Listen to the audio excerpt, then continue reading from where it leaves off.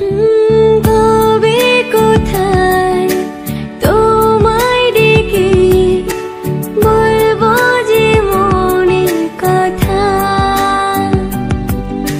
সে আশাতে দিন গুনেছি, সয়েছি ব্যথা।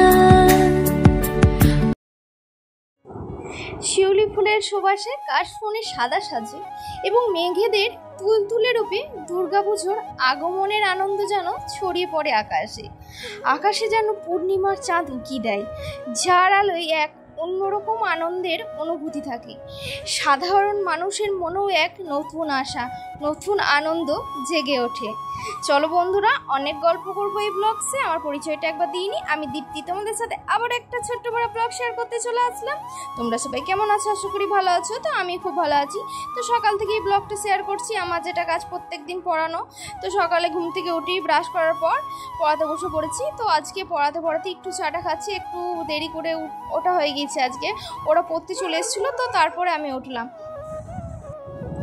তো সামনেই পুজো, এবার আর না এই জামাগুলো পুজোর না।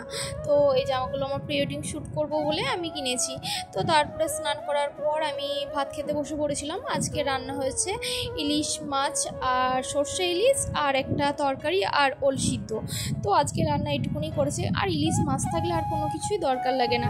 আমার তো খুব খুব খুব ভালো লাগে ইলিশ মাছ, আর ইলিশ মাছের তেলটা দারুণ লাগে। তোমাদের কার কার ভালো লাগে কমেন্ট করে জানাবে। তো ভাত খাওয়ার পর একটু রেস্ট নিয়ে একটু বাজারে চলে গিয়েছিলাম। পরের দিন লক্ষ্মী পুজো আছে, লক্ষ্মী পুজো বাজার করতে আর বিয়ের কার্ড দেখতে। তো আর 2 মাসের অপেক্ষা, ফাইনালি 5 বছর অপেক্ষার অবসান ঘটবে। তো কোন কার্ডটা ভালো লাগছে অবশ্যই জানাবে। আমার বিয়ে আর বেশি দিন নেই। তো তারপরে বাজার থেকে এসে মা বললো একটু বেলপাতা নিয়ে আসতে। তো একটু বিকেল ছিল, রাত্রি হয়ে যায়নি, সন্ধ্যা হয়ে যায়নি।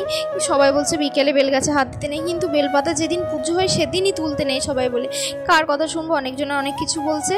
তো তারপরে আমি বেলপাতা তুলতে চলে এসেছিলাম। মা আমাকে বললো একজনকে সঙ্গে নিয়ে যাবি, কিন্তু কাউকে পাইনি। তো একা একাই চলে গেছিলাম। একটু অন্ধকার চারিদিকটা, সবই বেলগাছ বন জঙ্গলে ভর্তি। তো তারপরে বাড়ি এসে মা দেখলাম আলতা পরছে। আমার তো আলতা পরতে খুব খুব ভালো লাগে। কার কার আলতা পরতে ভালো লাগে কমেন্ট করে জানাবে। আমার ব্লগস যারা দেখো, যে দিদিভাইগুলো দেখো। তো এই ব্লগসটা এইটুকুনি পর্যন্ত। দেখা হচ্ছে নেক্সট ব্লগে। কালকে লক্ষ্মী পুজো আছে বলে আলতাটা পরেছি।